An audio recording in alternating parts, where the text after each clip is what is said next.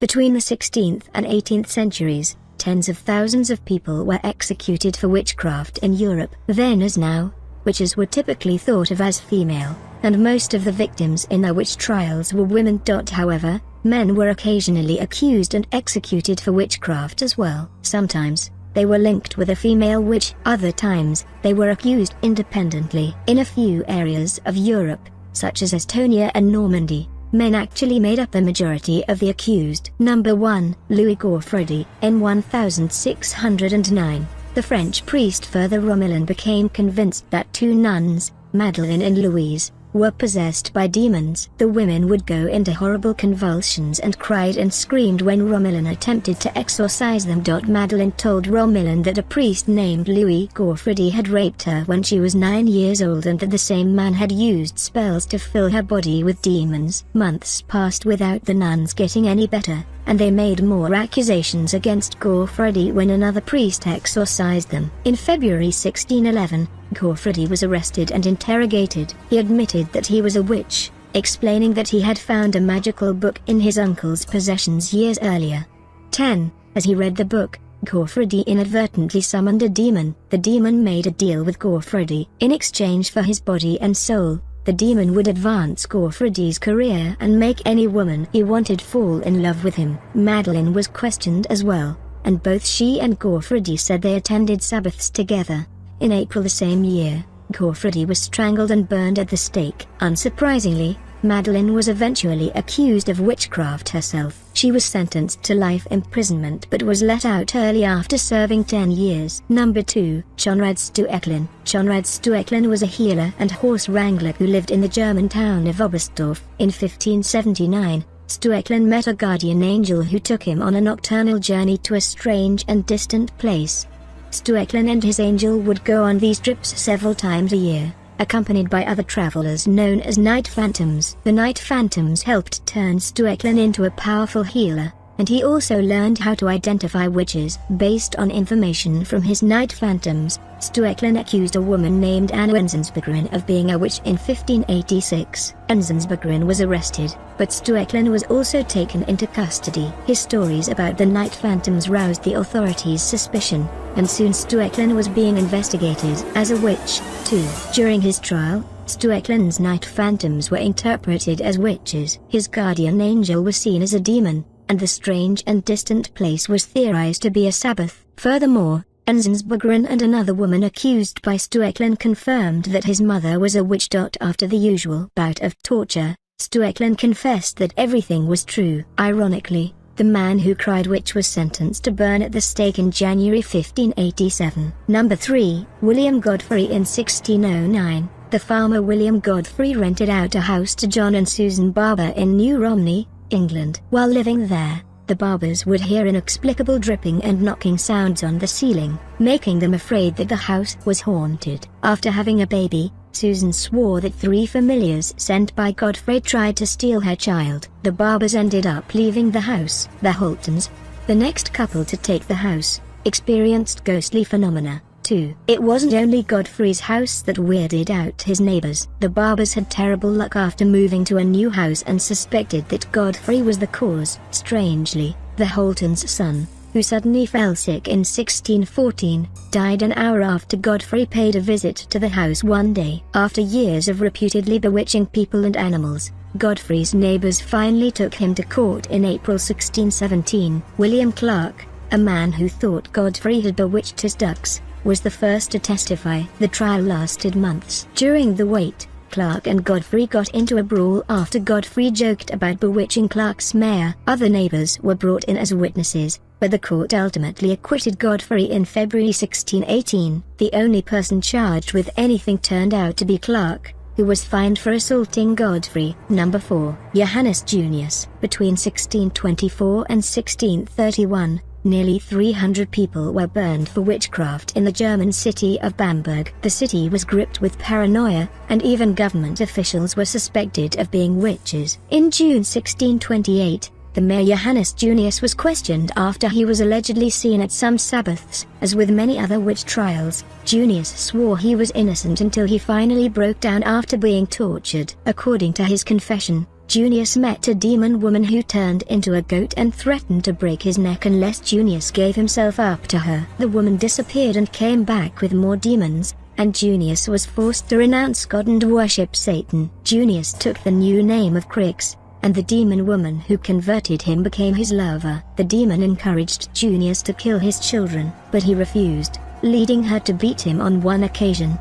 A few weeks before his death at the stake, Junius sent his daughter a secret letter from prison. He said that his words were sheer lies and made up things to keep himself from being tortured. He also mentioned his accusers, who admitted to lying and apologized to Junius before their own executions. 5. Andrew Mann. Today, fairies are regarded as harmless, fictional creatures, but some witchcraft interrogators believed that they were demons in disguise. Other interrogators figured that they were delusions caused by Satan. But whatever the cause, people who claimed to be involved with fairies were sometimes tried for witchcraft. In Scotland, several witch trials mentioned a figure known as the Queen of Elfame, a fairy queen who had an angel husband named Christende. Andrew Mann, an elderly man who went on trial in 1597, said that he had a sexual relationship with the fairy queen.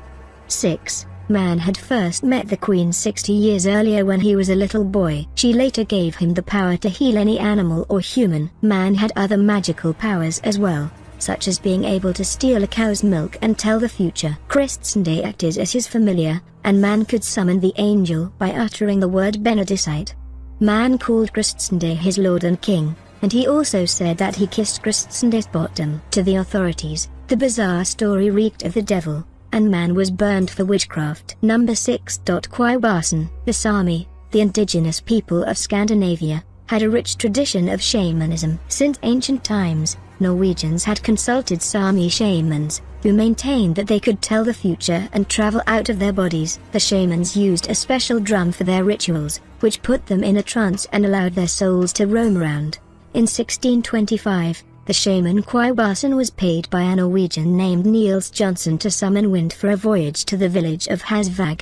5. A while later, the wife of a man who left with Johnson paid the shaman again, asking for good wind that would bring her husband's ship home. This time, the spell went awry and Arson was afraid the wind was too strong. Coincidentally, Johnson and his crew drowned during a storm on their way back. 2 years later, in May 1627, Arson was brought to trial by a court in Hasvag. He admitted to creating wind for Johnson's ship and explained how a Sami drum worked. The Christian court took Arson's words as proof of witchcraft, ruling him responsible for the drownings and sending him off to be burned at the stake. 7. Thomas Luton. In September 1659, a merchant named Thomas Luton was plagued with gossip that he'd killed a neighbor boy. Luton had given the boy a plum. When the boy died a few days later, some neighbors believed the plum was bewitched. To clear his name, Luton asked the town bailiff to arrest him and give him a trial. Luton was apparently confident that the judges would take his side,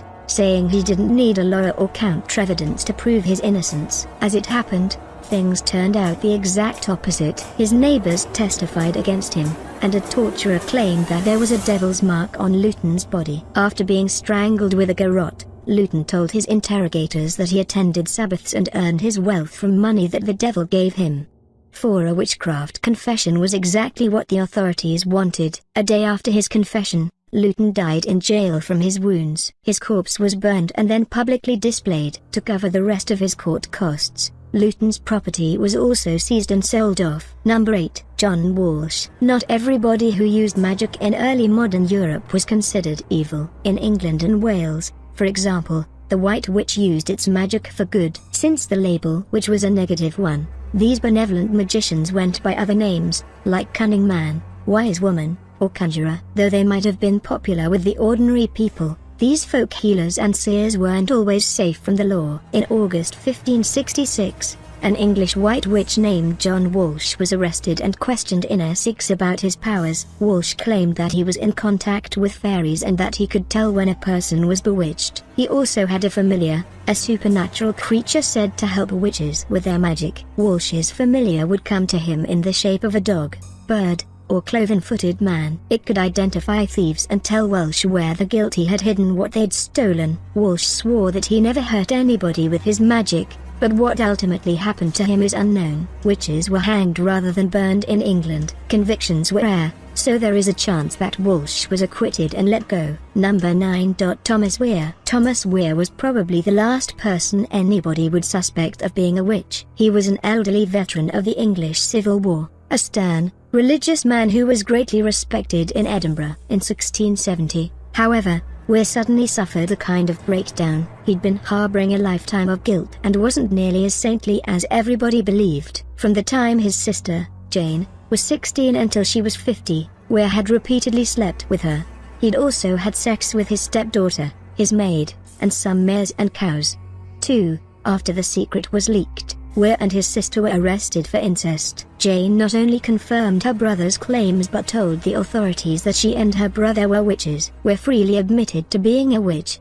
He claimed that he'd slept with the devil and that his walking stick was actually a wand. In the end, Jane was repentant about what she'd done. On the other hand, Ware refused to apologize. Both brother and sister were sentenced to death, although curiously, only Jane was convicted of witchcraft. Number 10. John Theon. In late 1589, the Scottish King James VI travelled to Scandinavia to marry Princess Anne of Denmark. While sailing home, James and his new queen were stalled by terrible storms. Instead of bad luck, the Danish authorities blamed the weather on witchcraft, duly arresting and executing 6 supposed witches. Back in Scotland, some of James's subjects were accused of a conspiracy to magically sink the king's ship. John Theon, a schoolteacher, was allegedly one of the plot's ringmasters. According to the many wild legends surrounding him, Theon could fly and unlock doors by blowing on their locks. In one bizarre story, Theon asked a local boy to steal pubic hair from his sister. The hair was an ingredient for a love charm, but Theon was tricked and given cow hair,